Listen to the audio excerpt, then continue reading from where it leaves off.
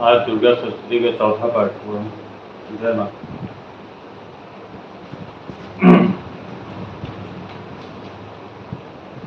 दुर्गा सप्तशती का चौथा अध्याय। महर्षि मेघा बोले, देवी ने जब पराक्रमी रात में महिषासुर को मार गिराया और असुरों की सेना को मार दिया, तब इंद्राणी समस्त देवता अपने सिर तथा शरीर को झुकाकर भगवती की स्तुति करने लगे। जिस देवी ने अपनी शक्ति से यह जगत व्याप्त किया है और जो संपूर्ण देवताओं तथा महर्षियों को पूजनीय है, उस अंबिका को हम भक्तिपूर्वक नमस्कार करते हैं। वह हम सब का कल्याण करें। जिस अतुल प्रभाव और बल का वर्णन भगवान विष्णु, शंकर और ब्रह्मा जी भी नहीं कर सके, वही चंडिका देवी इस संपूर्ण जगत का पालन करें और अशुभ भय का नाश करें। पूर्ण आत्माओं को घरों में तुम स्वयं लक्ष्मी रूपा हो, पापियों को घरों में तुम अलक्ष्मी रूपा हो, और सत्कुल में उत्पन्न होने वालों के लिए तुम लज्जा रूप होकर उनके घरों में निवास करती हो। हम उस दुर्गा भगवती को नमस्कार करते हैं। हे देवी, इस विश्व का पालन करो। हे देवी, तुम हमारे अचिंत्य रूप का किस प्रकार वर्णन करें। असुरों के नाश करने वाली भारी पराक्रम तथा समस्त देवताओं और दैत्यों के विषय में जो तुम्हारी पवित्र चरित्र है, उसको हम किस प्रकार वर्णन करें। हे देवी, दुर्गाटिनी का होने पर भी तुम संपूर्ण जगत की उत्पत्ति का कारण हो। हे देवी, भगवान विष्णु, शंकर आदि किसी भी देवता ने तुम्हारा पार नहीं पाया है। तुम सबकी आश्रय हो। यह संपूर्ण जगत तुम्हारा ही अंश रूप है, क्योंकि तुम सबकी आदिभूति प्रकृति हो। हे देवी, तुम्हारे जिस नाम का उच्चारण से संपूर्ण युगों में सब देवता तृप्ति लाभ करते हैं, वह स्वाहा तुम ही हो। इसके अतिरिक्त तुम पितरों की तृप्ति का कारण हो, इसलिए सब आपको सदा करते हैं। हे देवी, वह विधि जो मोक्ष की देने वाली है, जो अचिंत्य महाज्ञान स्वरूपा है, तत्वों के सार को वश में करने वाले, संपूर्ण दोषों को दूर करने वाले, मोक्ष की इच्छा वाले मुनिजन जिसका अभ्यास करते हैं, वह तुम ही हो।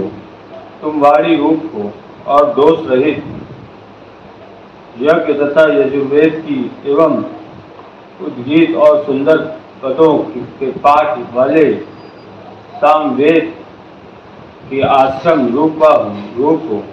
तुम भगवती हो। इस विश्व की उत्पत्ति एवं पालन के लिए तुम वार्ता के रूप में प्रकट हुई हो, और तुम संपूर्ण संसार की पीड़ा हरने वाली हो।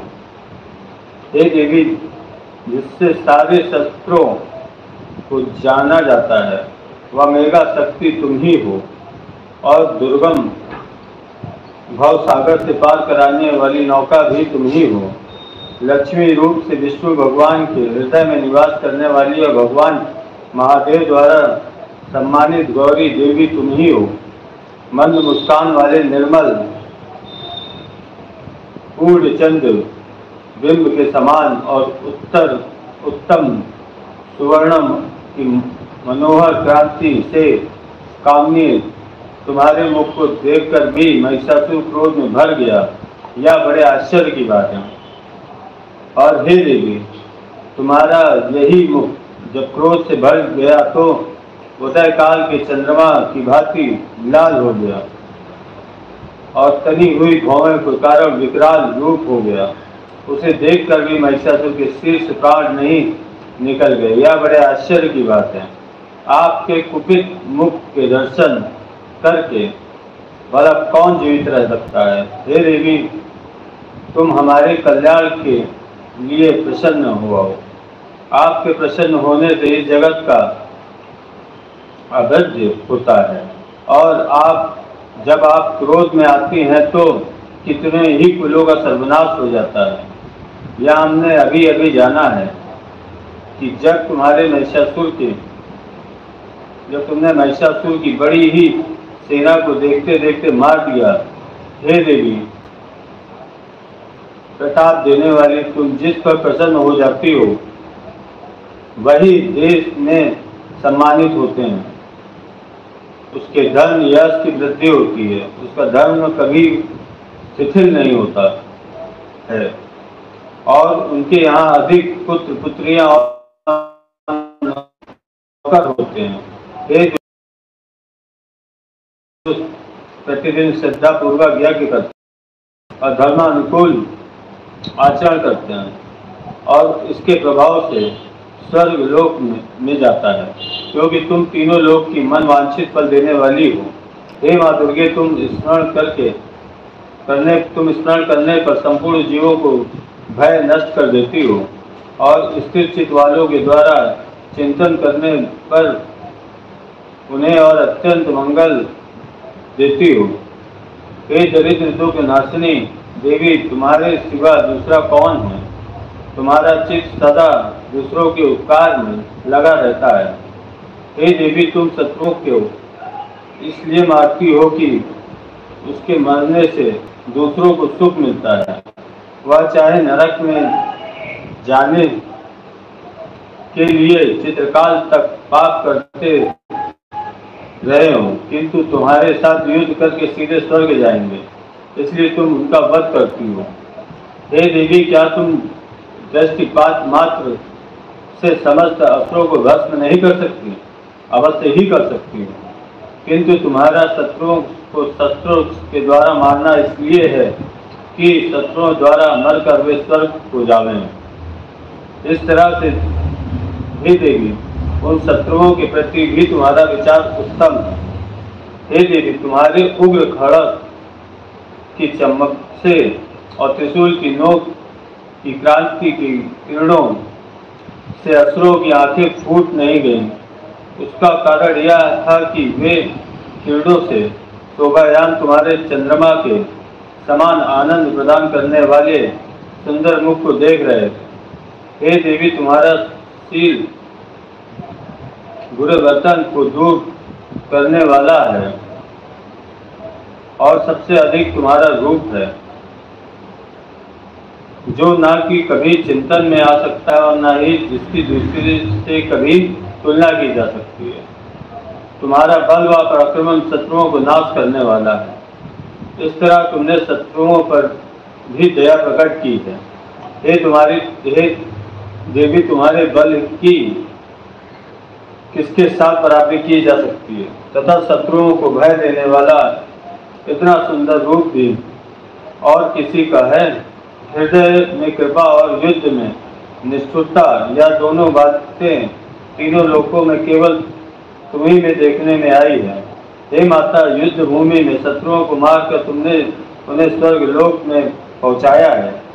इस तरह तीनों लोक में तुमने की रक्षा की है तथा उन अंतिम असुरों से जो हमें भय था उसको भी तुमने दूर किया है।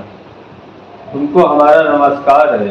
हे देवी, तुम शूल तथा खड़ग से हमारी रक्षा करो तथा घंटे की ध्वनि और धनुष की टंकरों से भी हमारी रक्षा करो।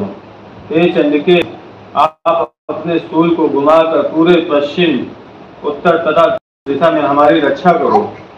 तीनों लोकों में जो तुम्हारे सौम्य रूप है तथा घोर रूप है, उससे हमारी रक्षा करो तथा इस पृथ्वी की रक्षा करो। हे अंबिके, आपके कर पल्लवों में जो खड़ग, शूल और गदा आदि शस्त्र शोभा पा रहे हैं, उनसे हमारी रक्षा करो। महर्षि बोले कि इस प्रकार जब सब देवताओं ने जगत माता की भगवती स्तुति की और नंदनवन के पुष्पों तथा गंध अनुलेपनों द्वारा उनका पूजन किया और फिर सबने मिलकर जब सुगंधित एवं दिव्य धूपों द्वारा उनको सुगंधित निवेदन की, तब देवी ने प्रसन्न होकर कहा, हे देवताओं, तुम सब मुझसे मनवांछित वर मांगो। देवता बोले, हे भागवती, तुमने हमारा सब कुछ कार्य कर दिया, अब हमारे लिए कुछ भी मांगना बाकी नहीं है, क्योंकि तुमने हमारे शत्रु महिषासुर को मार डाला है। हे माहेश्वरी,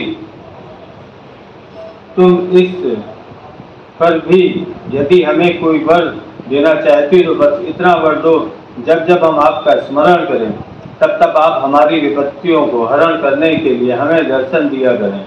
हे अंबिके, जो कोई भी तुम्हारी स्तुति करे तुम उसको वित्त, समृद्धि और वैभव देने के साथ ही उसके धन और स्त्री आदि संपत्ति बढ़ावे और सदा हम पर प्रसन्न रहें।